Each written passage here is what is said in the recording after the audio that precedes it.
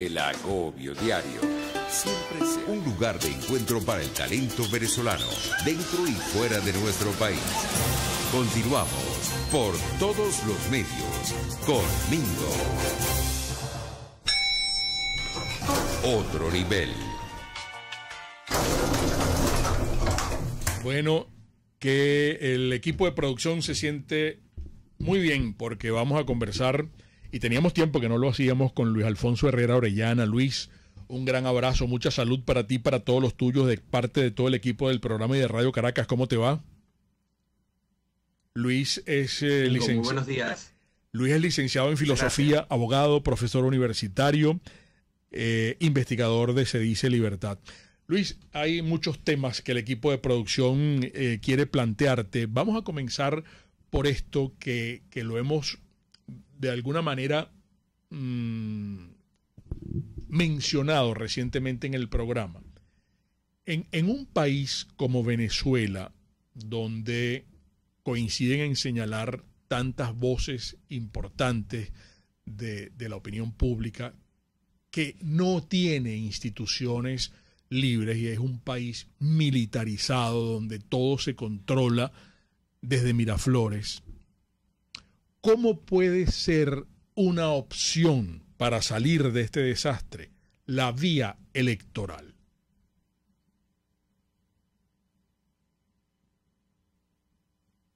Sí, bueno, yo quisiera iniciar la conversación retomando algunas ideas que surgieron en la conversación que tuvieron ustedes esta semana, pasado martes, si no me equivoco, con el doctor Herbert Torres, donde él precisamente hacía una serie de planteamientos en torno a la coyuntura, la crítica coyuntura que actualmente y desde hace rato Venezuela, los venezolanos enfrentamos debido a la instauración de un régimen criminal en ejercicio del poder. Porque claro, eso es precisamente lo que plantea o hace ver en muchas personas muy razonablemente lo que tú acabas de señalar, la incoherencia de pretender abordar una situación extrema como esta a través de fórmulas más bien pensadas para tiempos de normalidad, de estabilidad, de gobernabilidad, en donde funciona la democracia y el Estado de Derecho.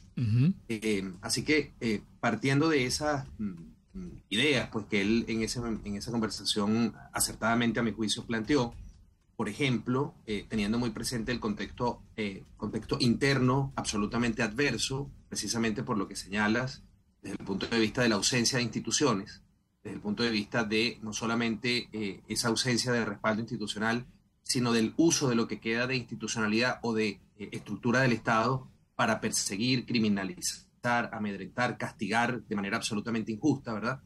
Entonces, ese contexto interno adverso y el contexto internacional muy adverso también. Sí. Justamente por lo que señalaban en esa conversación, es decir, ese sistema de alianzas, ¿verdad?, en torno a mantener o colaborar con el mantenimiento de esta estructura autoritaria y criminal en el ejercicio del poder. Entonces, frente a eso, hay que pensar, Mingo, sería mi primera respuesta a la pregunta, fuera de la caja. Es decir, si efectivamente hay un genuino sentimiento en una parte importante de los venezolanos que están dentro y que estamos fuera de Venezuela para colaborar, para trabajar, para actuar por un cambio que no sabemos, también lo decían ustedes en esa conversación, cuándo será que se pueda presentar.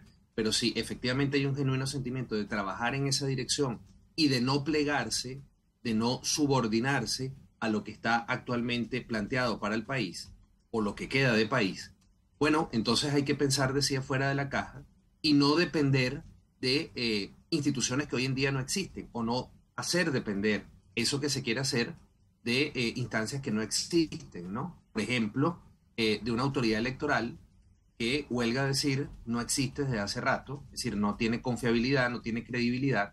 Entonces, partir haciendo depender lo que tú estás tratando de desarrollar para articularte, para coordinarte, para fortalecerte, para ganar nuevamente credibilidad y ojalá con espíritu, digamos, de apertura para que nuevas voces, para que nuevas caras también tengan la oportunidad de liderar. Si lo haces depender de aquello que precisamente es parte del horror y que no tiene ningún tipo de credibilidad, ahí hay una contradicción flagrante. La contradicción, diría yo, no está en intentarlo, en buscar la forma en activarse políticamente, eso pareciera que todo lo contrario, es necesario y urgente. Pero intentar o más bien plantear que eso dependa de que de donde proviene el horror, te den el visto bueno, te apoyen, te financien, de alguna manera conduzcan, eso pareciera que no tiene ningún sentido. Entonces, ahí hay una contradicción grave y pareciera que tiene que ver con la negación tanto del contexto actual interno como del contexto internacional que estamos viviendo. De modo que yo, digamos, diría inicialmente esto, no es un error intentar hacer política, sea que se llamen primarias, sea que se llamen elecciones. Es decir, creo que también el martes eso quedaba claro. Un poco la denominación pasa a un segundo plano si la estrategia está clara, si lo que los actores que se están, digamos, desarrollando o intentando plantearle al país una vía para mover las cosas, no para cambiar las cosas en el corto plazo, pero sí para moverlas, para salir de la inercia y de la pasividad. Si la estrategia está clara, bueno, usted puede utilizar las palabras, incluso, ¿verdad?, que están utilizando desde el régimen autoritario criminal. Sí. Pero lo importante es que sepa cuáles son sus objetivos. Pero si los objetivos son hacer como si estamos en una situación de normalidad, es decir, ir en contra de esa conversación del martes, no hablar con la verdad, sino simplemente simular, figurar y contribuir al engaño, bueno, ahí efectivamente entonces estamos agravando la situación de anormalidad absoluta en la que estamos viviendo los. Y en esta gran cantidad de contradicciones, fíjate, vamos a agregar una que en este caso, qué bueno que tú eres abogado para que nos presentes tu visión. Nosotros hemos estado permanentemente en contacto con venezolanos que están fuera del país. Mencionábamos recientemente a la doctora Adriana Vigilanza, que nos hizo llegar un comunicado. Ayer nos hicieron llegar actualizado otras consideraciones más que van dirigidas a la Comisión Nacional de Primarias.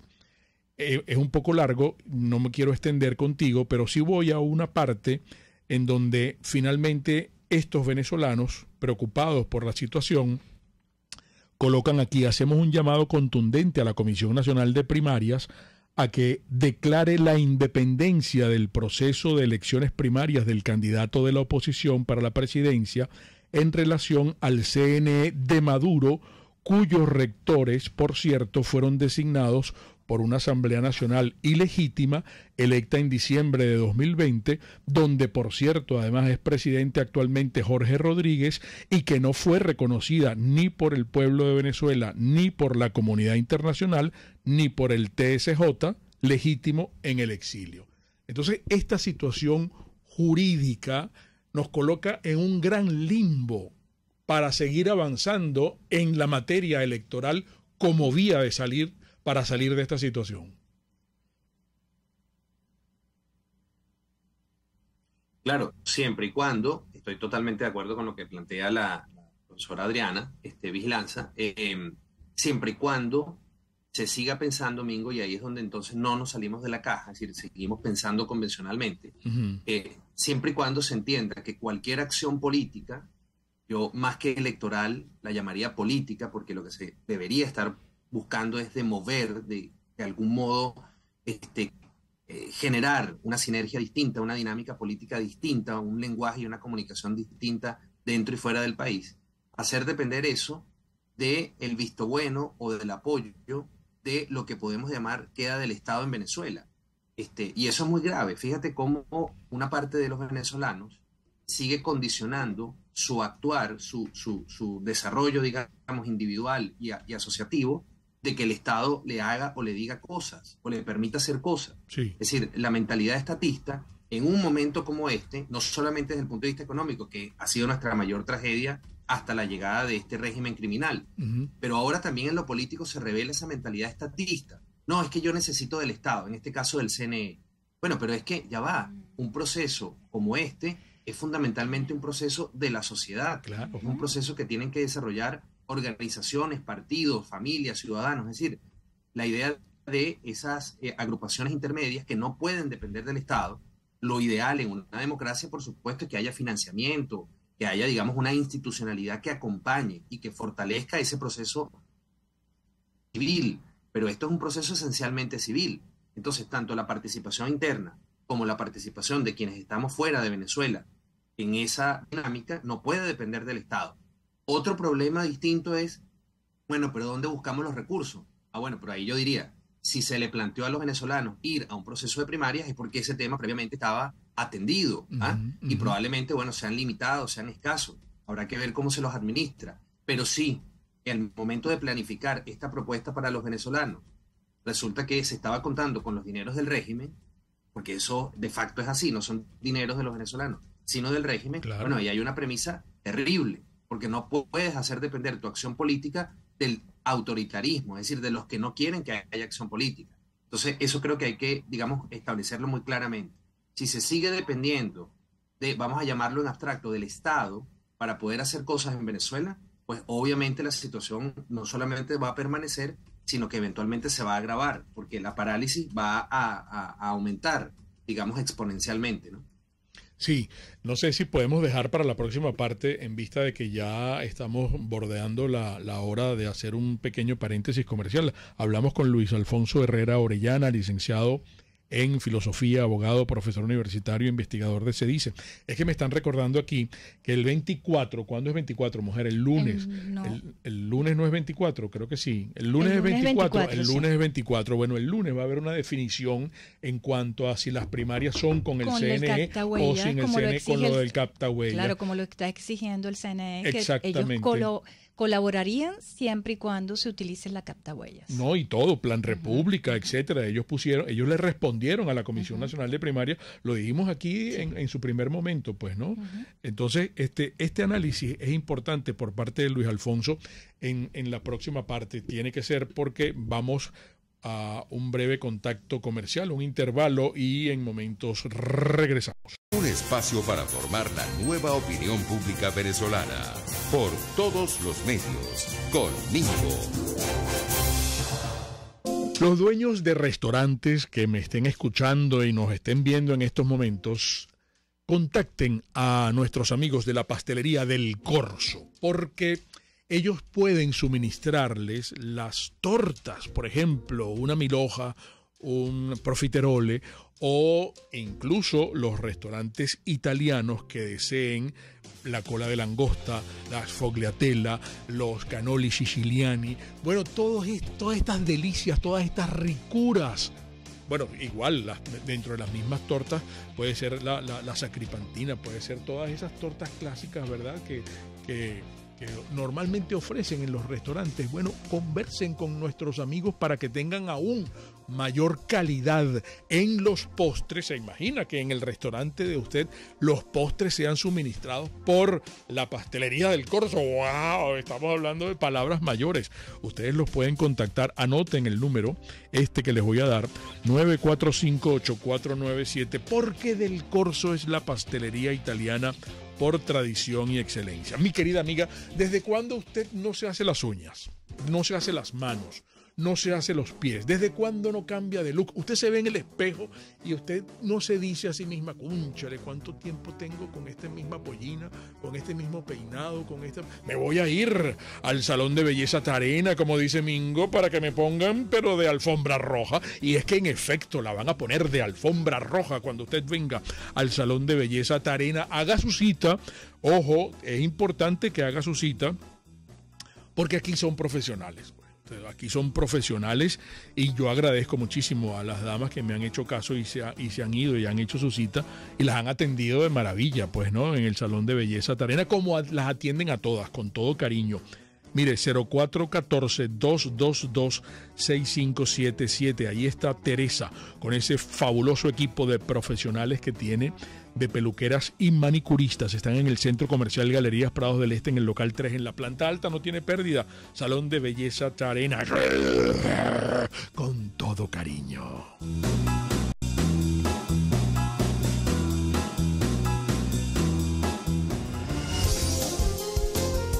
RCR 750 AM, porque lo bueno une.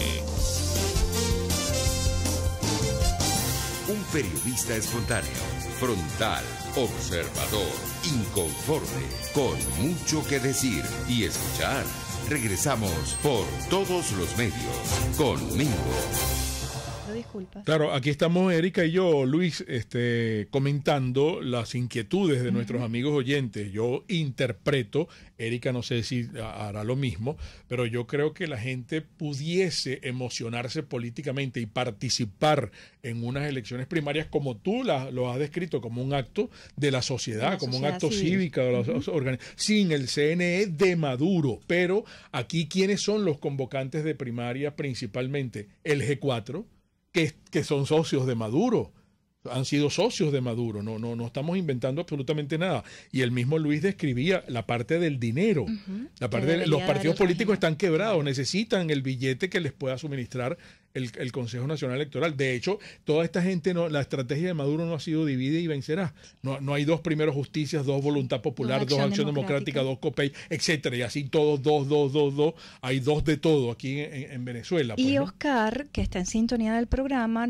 nos recuerda que no solamente el CNE está condicionando su apoyo técnico a la Comisión Nacional de Primarias con el uso de las captahuellas, sino que también Jorge Rodríguez en su oportunidad señaló que tenían que pedir, todos aquellos que están pidiendo el apoyo del CNE, tenían que escribir una carta ofreciendo disculpas por la forma como se expresaron luego de la muerte de Tibisay Lucena. Que en cada máquina va a haber una foto de Tibisay Lucena. Eso dices tú. No, eso lo dijo Jorge Rodríguez. Eso lo dijo Jorge Rodríguez. Sí. Y Jorge Orlando también asegura que él dice que no sé si ustedes, pero yo en la calle no escucho absolutamente a nadie hablando de las primarias. La gente está pendiente de sus cosas. La abstención de esas primarias va a ser muy alta. Wow, eso es un comentario importante. Luis. Te escuchamos. Sí. Bueno, insistir en el punto en que... pensé que estaba con el micrófono silenciado. A ver, decía que insistir en la idea de que hacer depender cualquier proceso político que se quiera activar de pasar por formalidades estatales o legales en este momento es absolutamente impertinente y no es congruente con ese contexto que comentaba en la parte anterior, siguiendo las ideas del doctor Herbert Torres de la conversación del pasado martes. Es decir, hay que ser coherente con el contexto que se está viviendo. Y en ese sentido también quiero aprovechar de insistir en la idea de que, en mi opinión, es una equivocación fatal comparar el contexto actual con el de las dictaduras militares de Venezuela y otros países latinoamericanos, o incluida la misma España, del siglo XX. Son muy distintos. Entonces, cualquier ejemplo que se pueda tomar, mira, pero es que en ese momento sí se usaron las instituciones del Estado para transitar de la dictadura militar a la democracia. Es decir, son contextos que no corresponden al que estamos viendo en Venezuela. Ese carácter inédito, digamos, de singularidad de la situación venezolana, no hay que perderlo de vista. Porque yo incluso también dudo de si al frente de eso, de lo que va quedando como Estado en Venezuela, hay políticos o hay solamente criminales. Es decir, esa es una pregunta que no es baladí, hay que tenerla muy en cuenta. Entonces, todo esto, ¿para qué? Para insistir en el punto en que esto tiene que ser un proceso de la sociedad. Cuando salen por allí ideas diciendo, bueno, pero es que con papelitos no se va a llegar a ningún acuerdo, bueno, es despreciar la autonomía de las personas, la capacidad de organización de las personas, y en definitiva, Erika, Mingo, la libertad individual de las personas para poder autodeterminarse, para poder rebelarse inteligente y políticamente ante la situación actual que es absolutamente, digamos, de cerco, ¿no? Entonces, yo creo que ahí las experiencias son las de Europa del Este, la que hay que tener muy presente bajo la tiranía, el régimen totalitario de la Unión Soviética. Es quizás una de las cosas más parecidas a lo que nos ha estado ocurriendo en Venezuela, dado que el régimen chavista es un régimen tutelado por regímenes autoritarios, fundamentalmente el castrista. Entonces, ahí hay que ver, hay que volver esos ejemplos, hay que tenerlos muy presentes. Yo supongo que todo lo que hicieron personajes como Havel, como Wałęsa, entre otros, no dependieron de una aprobación o de cualquier tipo de procedimiento formal de los regímenes comunistas. Entonces, eso hay que tenerlo muy en cuenta. Y lo otro es que hay que actuar, bueno, con un maquiavelismo, como decía un pensador francés, Raymond Aron, un maquiavelismo moderado. Es decir, cuando se habla de que no estamos en momento de hacer campañas electorales ni de ofrecer, digamos, políticas correspondientes a tiempos de normalidad, bueno, eso implica que a las personas hay que hablarles muy claro sobre cuáles son los verdaderos fines de este proceso. Es organizarse, es fortalecerse, es volver a tener una vocería creíble a nivel internacional, que le hemos perdido por la cantidad de barbaridades que cometieron estos supuestos personajes de la oposición que en realidad terminan siendo otra cosa. Entonces, para cerrar el punto, ¿qué tragedia sería descubrir que se estaba contando con los recursos del régimen para poder desarrollar este proceso? Bueno, eso sería la confirmación de que en realidad no hay ninguna oposición, o al menos una parte de los que se dicen estar en tal posición no lo son, sino que están montando puras, situaciones teatrales para continuar confundiendo, pero generando esa reacción que decía el oyente, ¿verdad?, que observa en las calles, de desaliento, de desánimo, de desinterés. Bueno, ninguna persona que está sometida a servidumbre puede serle indiferente a esa situación. Pero si quienes le dicen, mira, vamos a hacer esto para intentar salir progresivamente de ello, no lo hacen con credibilidad, y además sobre ellos pesa la sospecha de que están colaborando con los que generan la servidumbre, bueno, imagínense ustedes la tragedia que eso sigue significando, ¿no? Claro, aquí pregúntale a Luis Alfonso cuáles otras opciones hay dejando por fuera la electoral, porque es interesante esta reflexión, independientemente de que haya o no primarias, con o sin Consejo Nacional Electoral del régimen de Maduro. En el caso de la señora, por ejemplo, María Corina Machado, nos ha dicho, ella va a ir hasta el final.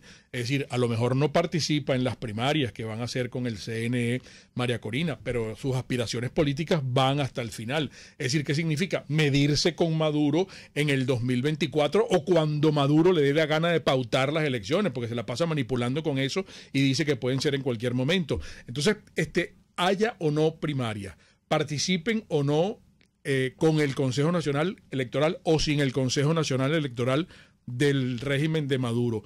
Hay una pauta de unas elecciones presidenciales para el año que viene, en teoría. ¿Ese sería el camino o cuáles son las otras opciones? Luis. Bueno, complicada la pregunta, ¿no? A ver, yo diría que el problema está en considerar que esto que estamos llamando electoral, ¿verdad?, se corresponde a un proceso democrático ordinario. Yo más bien lo llamaría político. Es decir, el país, después de toda la debacle de lo que fue el interinato, todo el desastre, ¿verdad?, que ese periodo ha dejado, y el cierre absolutamente nefasto que la Asamblea Nacional, supuestamente en funcionamiento, le dio a ese periodo, bueno, dejó noqueada, por supuesto, a toda la parte de la población venezolana mayoritaria que rechaza el régimen chavista.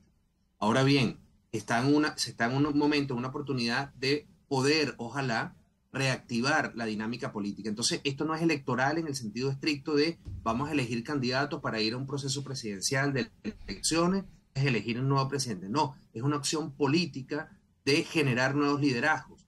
Por eso es tan importante, cuidado, sea que se hagan primarias o no, cómo se va a denominar a los candidatos. Yo empiezo a ver por allí, está el outsider, está la radical, es decir, las descalificaciones.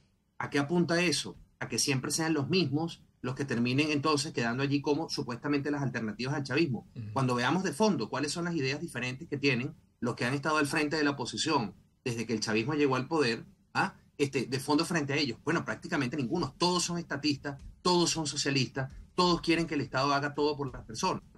Entonces, cuidado, es una oportunidad para escuchar nuevas voces, nuevas propuestas y en torno a ellas generar, yo no sé si la palabra sea ilusión, pero sí al menos una expectativa de que las cosas podrían progresivamente generar cambios dentro de Venezuela y también en las posibles alianzas que se puedan recuperar o restablecer fuera de Venezuela, sin las cuales tampoco hay posibilidad de optar. Entonces, este es un proceso político importante, no en términos electorales. Yo diría que lo electoral aquí es secundario, es en términos políticos, de generar un nuevo liderazgo, generar una nueva narrativa, generar nuevas conexiones con los gobiernos democráticos que puedan prestar apoyo a este proceso y luego generar mayores dificultades al régimen. Aquí estamos en esa etapa nada más, en ver cómo se le pueden generar reales dificultades, aunque sean pequeñas, a este régimen que tiene actualmente todo a su favor. Pero es eso o plegarnos directamente a la servidumbre, bajar la cabeza y decir, bueno, mira, vivamos como en esta novela de George Orwell, 1984, es decir, bajo un régimen totalitario en donde las personas hacen ver que tienen alguna vida, pero en realidad lo que son peones, fichas, y el régimen totalitario pues hace con ellos lo que le dé la gana. Yo creo que esa opción para los venezolanos es inaceptable, así que lo que queda es hacer política, pero, insisto, sin descalificar ninguna opción, porque eso es la verdadera antipolítica, no que hayan personas que no vengan de los partidos o que tengan ideas distintas a las que predominaron durante los 40 años de democracia, entonces estos son unos radicales y son unos bárbaros. Es decir, eso es lo que está mal, ¿no? Y además es una actitud profundamente chavista, ¿no? Esa de la descalificación. Mira, ¿y qué expectativas tienes tú? Porque los oyentes quieren conocer tu parecer de la iniciativa de Petro. ¿Tú crees que tú auguras de allí que pueda salir algo positivo en cuanto a eso que llaman elecciones libres y democráticas? El señor Petro quiere más democracia y que se eliminen las sanciones. ¿Tú crees que allí en Bogotá pueda lograrse algo para continuar con México, o a lo mejor ya definitivamente en Bogotá se logran que muchos países en el concierto de naciones pues apoyen esta postura de Petro y la administración Biden eche para atrás algunas sanciones y se logre esto que a lo mejor es muy deseado para muchos, pero hay que ver cuál es la realidad de esas elecciones libres para Venezuela?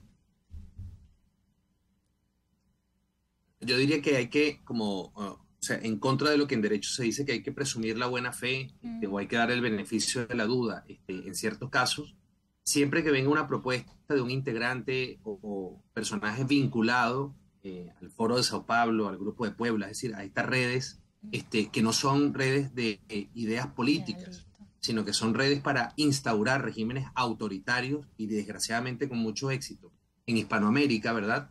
E incluido el Brasil.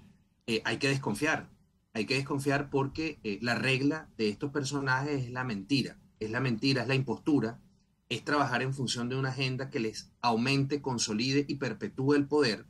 Les encantan las reelecciones, les encanta, ¿verdad?, gobernar sin ningún tipo de contrapesos, y además utilizando todos los medios, los más corruptos posibles, para conseguir sus fines.